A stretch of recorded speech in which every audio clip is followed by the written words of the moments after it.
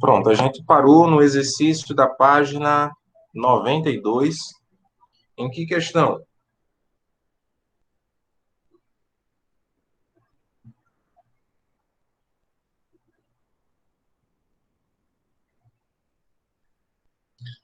Terceira.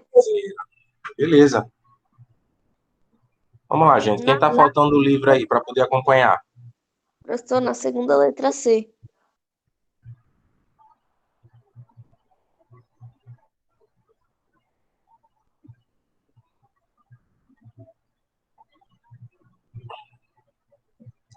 Elabore gráfico, isso aí não tem nem como eu conseguir cobrar isso de vocês.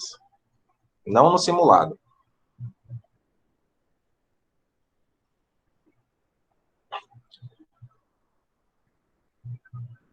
Mas vamos lá.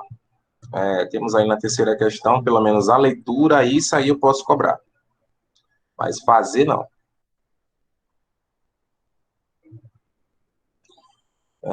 O gráfico a seguir expressa a relação entre duas grandezas.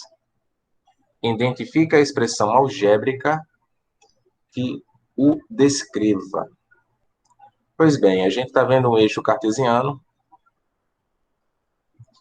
Cauã, como é que eu vou poder cobrar gráfico, que se desenhe gráfico, numa prova fechada, objetiva? Como é que eu posso fazer isso? Se você me dizer como, eu começo a cobrar. Já de agora, dessa próxima prova.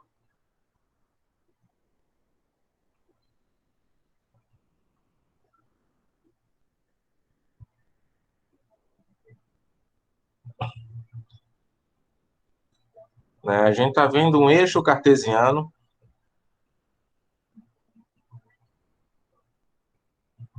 Marca a letra para cada parte do gráfico, tá certo. Ai, ai, ai. Essa foi boa.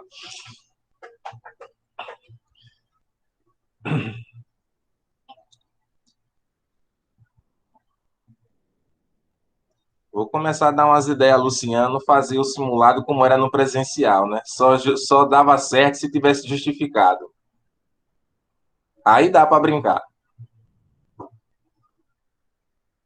Estou fazendo a terceira, Júlia. Então tá aí, estamos vendo o gráfico. No seu quarto quadrante, você está vendo o eixo X com a parte positiva e está vendo o eixo Y com a parte negativa. Então temos vendo aí um gráfico que está indo descendo, né? Está descendo. Então vamos interpretar aqui a situação.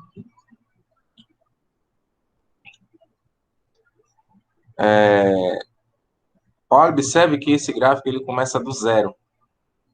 Então vai acontecer a mesma situação que a gente observou no caso daquelas torneiras com a vazão de água por minuto, né? Quando a torneira está fechada, você não tem nenhuma vazão de água no minuto que não está sendo contado.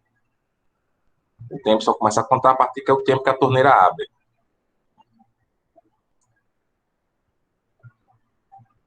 Otávio, eu estou pensando seriamente em fazer até a letra E, pelo menos 5 alternativas.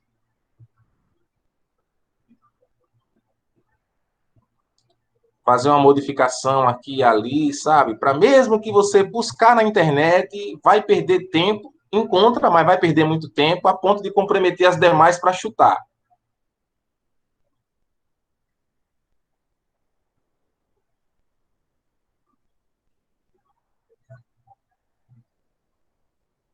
Júlia, livro aqui, ó, deixa eu ver aí.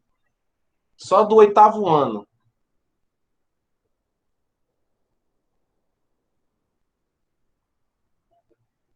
Com de vocês são 5 livros. Dá para fazer muita brincadeirinha boa.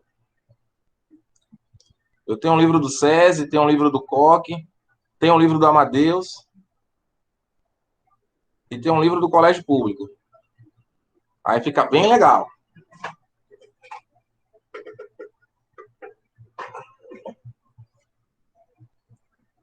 Faça umas brincadeirinhas, professor. Com certeza. Mais difícil. Uns problemão de 100 páginas para a pessoa ler e depois fazer a pergunta. Com certeza. É xy ponto. Pronto, gente. No gráfico, para vocês pegarem a resposta, vocês vão ter que considerar as duas possibilidades, que é a razão de x para y e a razão de y para x. Isso tudo vai mudar a coordenada que você está dizendo. Lembrando que, para fazer a coordenada xy, você precisa primeiro dizer qual é o ponto em x e depois o ponto em y. No contrário, você vai dizer y primeiro, para depois dizer o de x. Tá? Então, a resposta daí é bem óbvia. A razão aí, em relação de x para y, já que é negativo, vai ficar 1 sobre 32 avos. Dá para ver muito clara a leitura do gráfico. E em relação a y, obviamente vai ficar menos 32 sobre 1, que é o próprio menos 32. Então, não tem sentido de se fazer uma fração nesse sentido. Tá? Então, tá bem prático. Então, se vir alguma coisa caindo na prova, no simulado, contenha gráfico, vai ser para vocês interpretar, né? Mas não tem condição, ninguém ainda inventou isso, de fazer uma questão de gráfico para ser construído numa prova objetiva. A leitura, a interpretação, algumas contas acerca da interpretação do gráfico, mas construir um não tem como. Mas eu posso fazer aquelas ideias, mandar Luciano fazer a mesma coisa como se tivesse feito do presencial, né? Onde toda uma vida teve que justificar.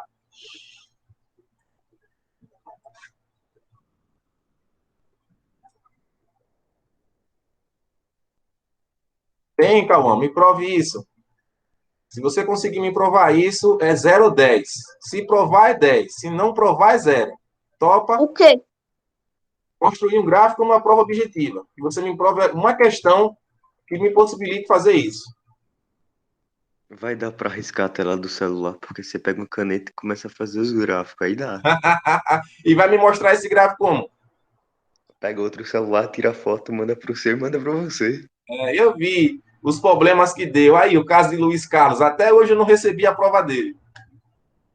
Professor, Oi. já recebeu a minha? Olha, do oitavo. Deixa eu dar uma olhada aqui de novo.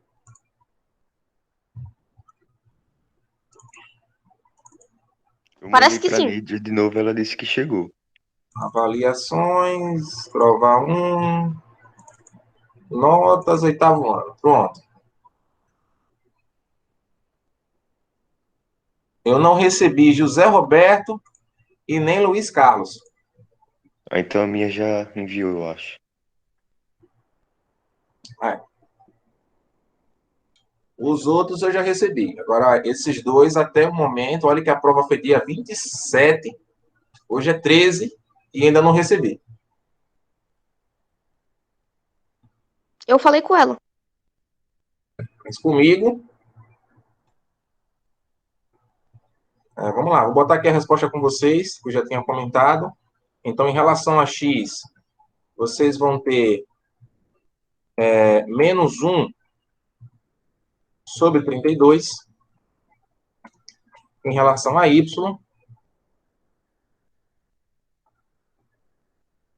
tirando já, não tem sentido botar esse 1 embaixo, fica somente o menos 32. Então, tá aí. Qual foi a maior nota, Daniel? Não, ninguém tirou 5.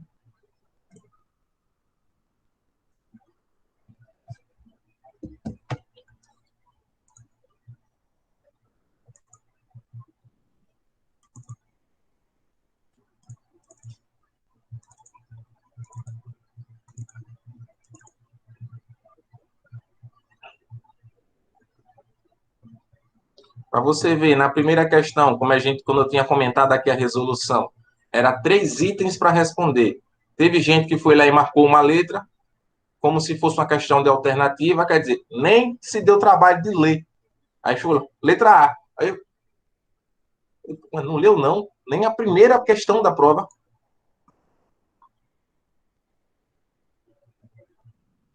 Aí na outra, que era para dizer as relações de triângulo, né, de lado, lado, lado, lado, ângulo, lado, marcaram também.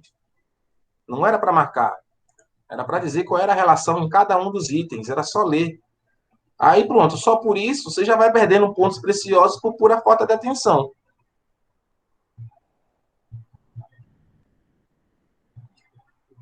Pronto, na quarta questão diz: copie o quadro no caderno e complete-o. Vai ter aí a escala, comprimento no desenho, comprimento real e razão entre o comprimento real e o comprimento do desenho. Pronto, a gente já tinha conversado sobre escalas, né? A gente já sabe que no numerador da fração, ou seja, a parte de cima é o tamanho no desenho, embaixo seria o tamanho na escala real. Lembrando que todos têm que estar com a mesma unidade. Se você está dizendo que é 1 centímetro, o outro embaixo também tem que estar em centímetro. Se um é metro, o outro também tem que ser metro, mas se trata de desenho, você vai desenhar normalmente em centímetros, milímetros, enfim, não tem sentido de fazer um desenho com 1 metro, né? Tá complicado.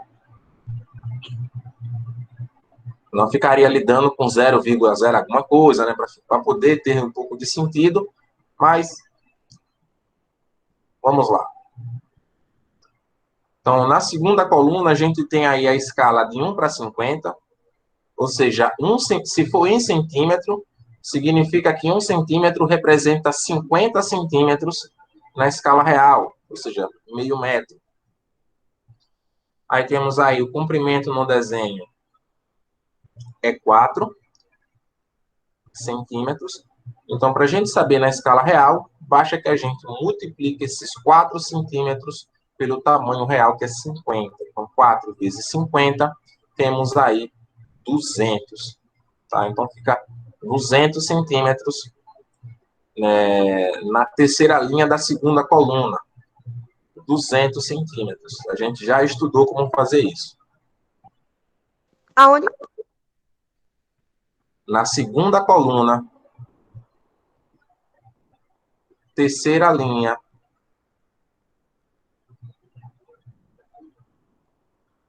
Cauã, pelo amor de Deus, deixe de inventar.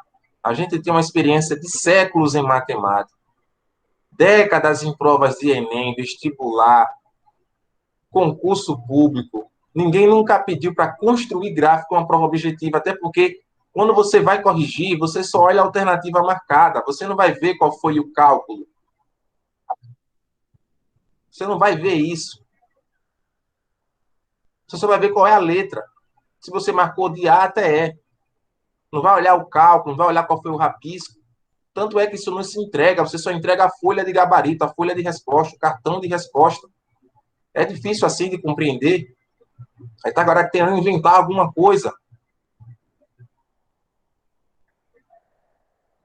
Para construir gráfico só é possível numa prova aberta. Uma questão de múltipla escolha, onde o gabarito é meramente analisado, a alternativa marcada, não tem condição de se mandar construir isso.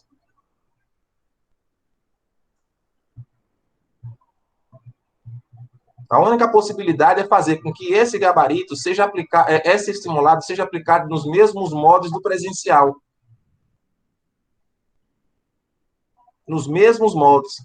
Que, independentemente de ser aberta ou fechada, teria que justificar. Aí sim.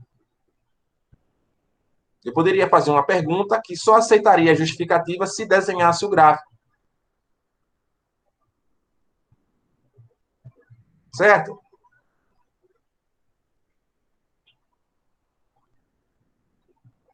Segunda coluna, terceira linha, o quê?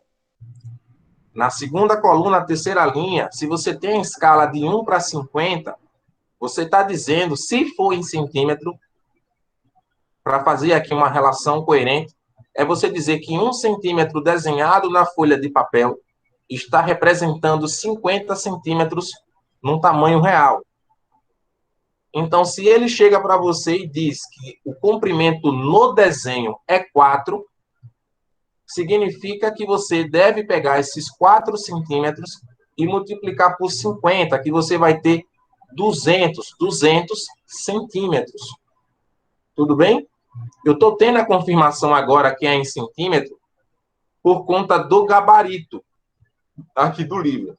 Mas a pergunta, em momento nenhum, ele disse qual era a unidade de medida. Ele não disse que era centímetro.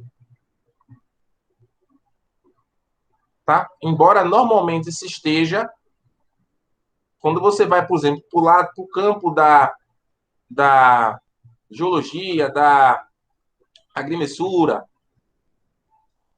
pode-se trocar um pouco essa unidade. Vai depender da escala do que você está querendo representar. Você vai pegar um mapa cartográfico, você não vai querer desenhar em centímetro, pode ser insuficiente. Então, bote aí 200 centímetros na terceira linha, na segunda coluna. Aí depois ele pede qual é a razão. A razão é o quê? É o real pelo desenho. É R sobre D. Esse R sobre D vai ser igual a quem? A 50, conforme a escala sugeriu. E vou colocar isso aqui no quadro. Até para que vocês copiem e entendam o que eu estou falando. Na segunda coluna, você vai ter escala de 1 para 100. O que é que ela quer dizer? Que 1 centímetro no seu desenho representa 100 centímetros na escala real. Aí vem, qual é o comprimento na escala, na escala real? Ele disse que era 180 centímetros. O que é que significa isso? 1,8. O óbvio, você está fazendo uma divisão. Razão é divisão. Aí pergunta, qual é a relação? R sobre D vai ser igual a quem? Não é 1 para 100? Então, R sobre D vai ser igual a 100. E assim, sucessivamente, vai ser feito. Só nessas relações. Olhou a escala, olhou a relação. É só fazer uma multiplicação. Pronto, eu vou fazer essa tabela aqui no quadro para que vocês possam colocar a resposta. E depois vamos para a quinta questão, que é uma questão de Enem, uma questão de alternativa, que pode ser muito bem resolvida com os conhecimentos do 8º ano. Deixa eu mudar aqui.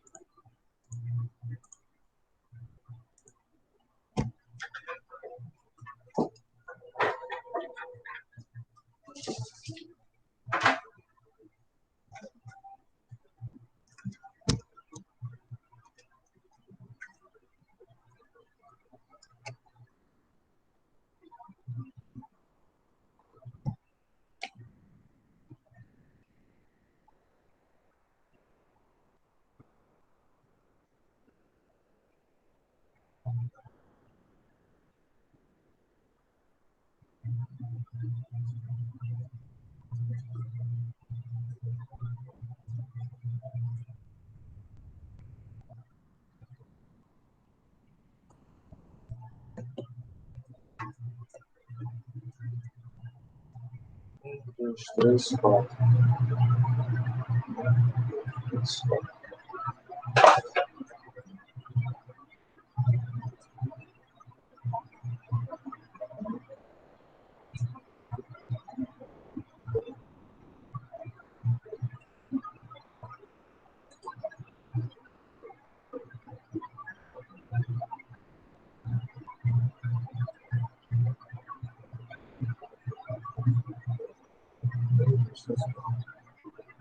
Dois, três, quatro.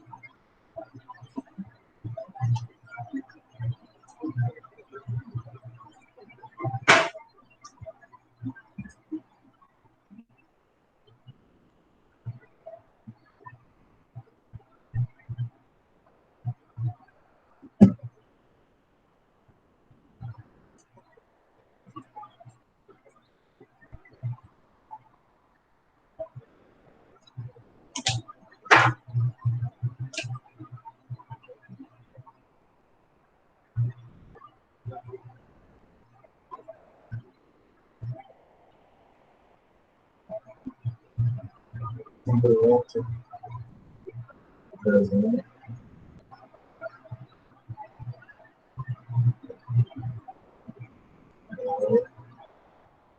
Razão. R.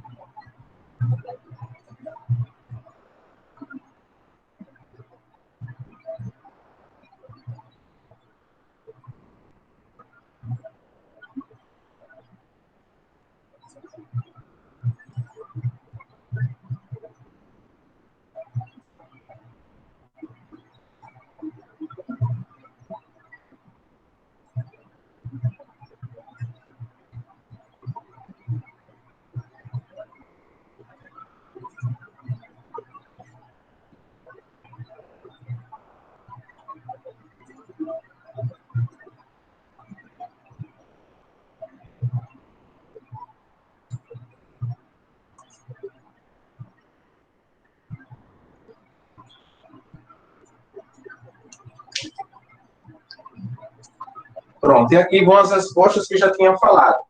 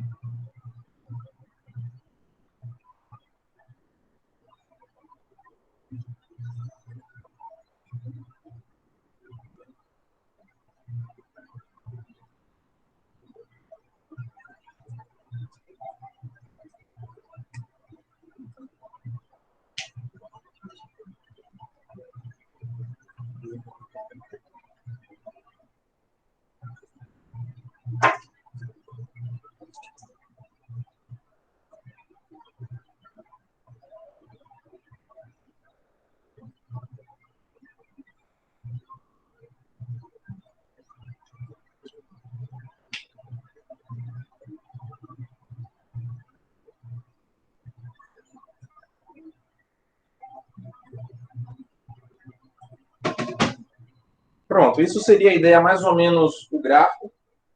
Eu tive que fazer uma redução de proporções, partindo aqui de 20 a 20, porque senão não tinha espaço suficiente para fazer. Enquanto o eixo X, eu mantive a proporção tradicional, de 1 em 1 centímetro. Para vocês terem uma noção do esboço do gráfico, seria mais ou menos isso, de acordo com o que a gente encontrou na segunda questão. Né?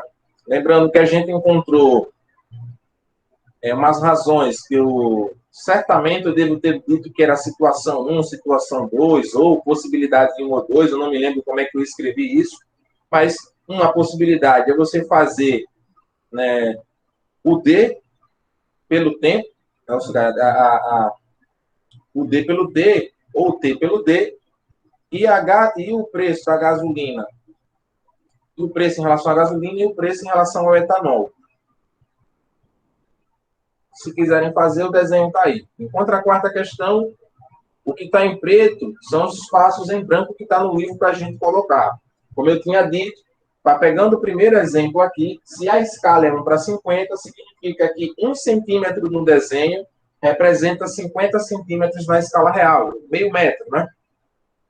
Então, se no desenho você fez um traço de 4 centímetros, né, você pode sim também fazer uma regra de 3, 5, sem problema nenhum, mas se é 1:50, você sabe que esse 4 aqui basta ser multiplicado por 50 também. 4 vezes 50 dá 200. Então, significa que se você faz um traço de 4 centímetros na escala, no desenho, você está representando 200 centímetros na escala real. Sem problema não. Então, se 1 centímetro é 50, 2 é 100, 3 é 150, 4 é 200. Vocês podem também usar a lógica, que também certamente não vai errar. E aqui a razão que ele pediu entre o real pelo desenho. Então, se o real é 200, né? Nesse caso aqui, né? Se é D sobre D. Então, se o real é 200 e o desenho é 4, isso aqui vai me dar 50. Eu só coloquei o resultado direto aqui por conta do espaço. Mas é só vocês colocarem na mesma sequência, a mesma coisa aqui. Seria o quanto? 180 dividido por 1,8 vai dar 100. A mesma coisa aqui. 90 dividido por 4,5 vai dar 200.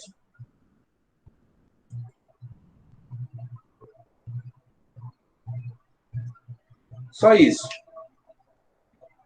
Agora, na quinta questão, a prova é uma questão do Enem. É uma questão de, obviamente, múltipla escolha. Uma questão objetiva, fechada.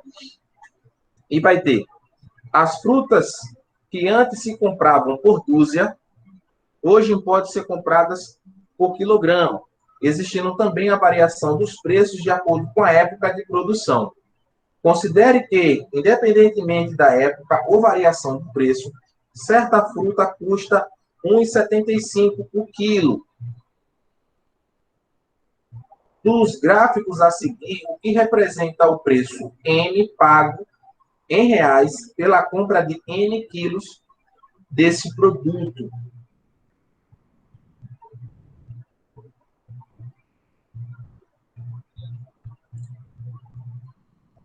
É uma questão muito semelhante à do caderno. Não sei se eu fiz essa questão. Mas, enfim, qual vai ser a ideia aí do gráfico? É vocês observarem que, independentemente, embora ele diga que as coisas que eram vendidas em dúzia, hoje pode ser vendida em quilo, embora ele diga que também existe a variação entre produção, realmente, quando você está numa época de fruta, por exemplo, está na época dela, por exemplo, a época do caju, a época da ciruela, a época da manga, como tem muita oferta, o preço tende a baixar. Quando você está pegando uma fruta que é fora de época, você tem menos fruta, o preço tende a aumentar. Algumas coisas na feira. Não, Júlio, essa é uma prova do Enem, por questão objetiva. Parece que vocês estão com a dificuldade danada de entender o que é objetivo e o que é subjetivo. Uma prova objetiva, gente, é uma prova de marcar. Não tem que justificar nada. É só você dizer qual desses 5 gráficos que foram dispostos na questão, você vai dizer qual é o gráfico que melhor interpreta essa situação. E Entende? É o gráfico que melhor interpreta. Agora, observe. Como é que o E? Eu ainda não olhei o gráfico, não, viu? Ah, tá. Aí você vai entender o quê? O que é que importa? É ele dizer essa parte. Considere que, independentemente da época ou variação, ou seja, você não vai observar essas nuances da produção, do clima, enfim. Esqueça isso. Ele fala, certa fruta custa 1,75 kg. Né? Então, se você faz um gráfico, né, de preço pago, posso apagar isso aqui? Sim.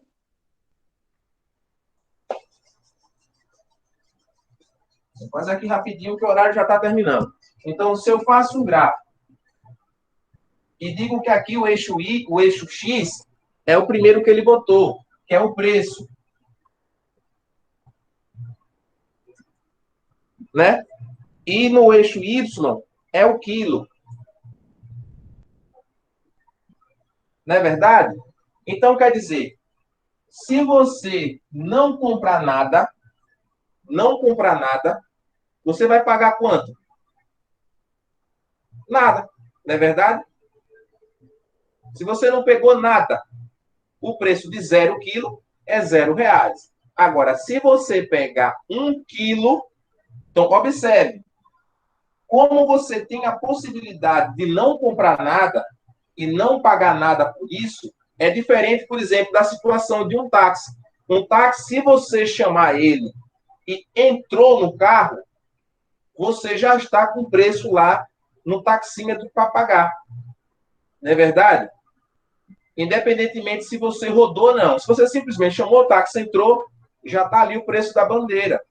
Aqui não, aqui está o preço da fruta. É que nem eu chegar no supermercado, está lá o preço da banana, eu não compro nada. Eu vou pagar? Não. Então, nesse caso, você já observa que o zero existe. Então, quando o preço é zero, significa que a quantidade de quilo também é zero. Então, o gráfico tem que começar aqui da origem.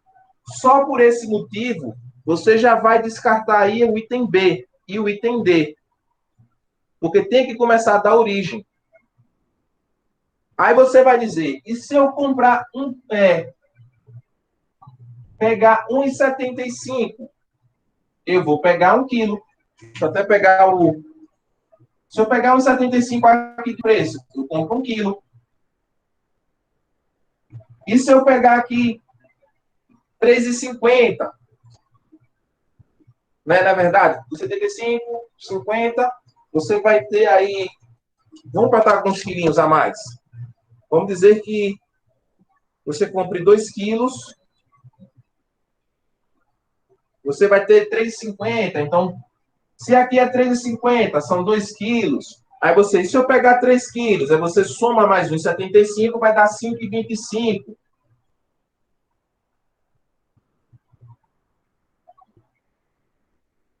E assim sucessivamente. Então, quer dizer, quando você traça o gráfico, aí tem que vir aqui da origem e seguir.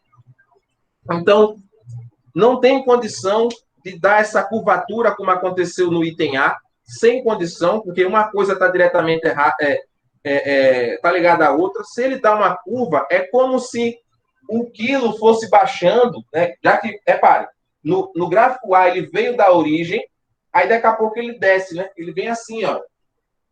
O que é que isso quer dizer? Que à medida que você for aumentando o preço, a quantidade de quilo tende a baixar. Ele está baixando. Eu digo, como? Você vai ficar pagando mais e a quantidade de quilos não vai subir também, não? Né? A letra A não tem condição.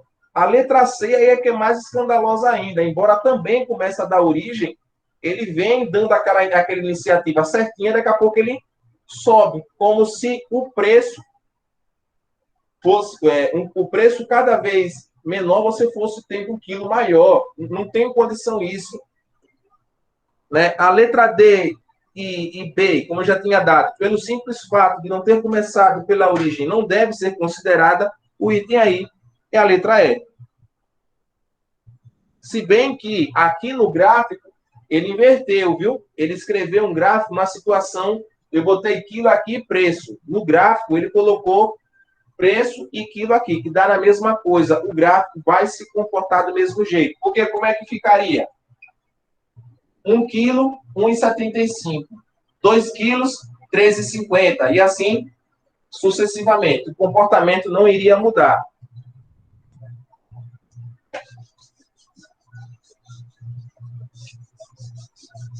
Pronto, já passei do horário. Não, quem sabe, gente? Essas questões, depois que a gente terminar o assunto, temos aí grandeza inversamente, a gente encerra o assunto, Júlia. Então, na próxima aula, que seria na segunda-feira, que temos 2 horários, a gente encerraria essa questão de grandezas inversamente proporcionais com o assunto terminado, com o tempo que a gente tem para fazer. Aí eu também trabalho a revisão com essas questões que era para elaborar questões. A gente pode fazer por esse motivo também, incluindo essa própria 6ª questão.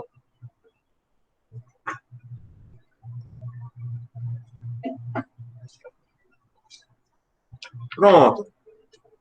Deixando aqui, então, o próximo é inversamente proporcional, que é a mesma coisa. Tchau, tchau. Se eu não entender, já estou atrasado.